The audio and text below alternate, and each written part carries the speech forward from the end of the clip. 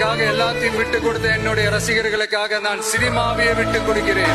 Vijay sir எப்படி தன்னோட acting கரியரையே மக்களுக்காக விட்டாரோ அந்த மாதிரி ஜான் விக் மூவி மூலமா வேர்ல்டு வைட் ஃபேமஸ் ஆன இவரு தங்கிட்ட இருக்க எல்லாத்தையுமே மக்களுக்காக கொடுத்து இன்ன வரைக்கும் பப்ளிக் டிரான்ஸ்போர்ட்லயும் வாடகை வீட்டுல இருந்து இருக்காரு சொன்னா நம்புவீங்களா?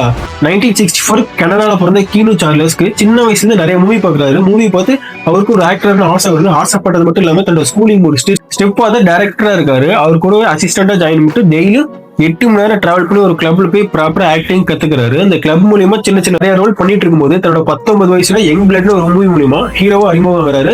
அது தொடர்ந்து நிறைய மூவி பண்ணிட்டு இருக்கும்போது 1999 அப்போ மேட்ரிக்ஸ்ல ஒரு மூவில ஹீரோவா நடிக்கிறாரு.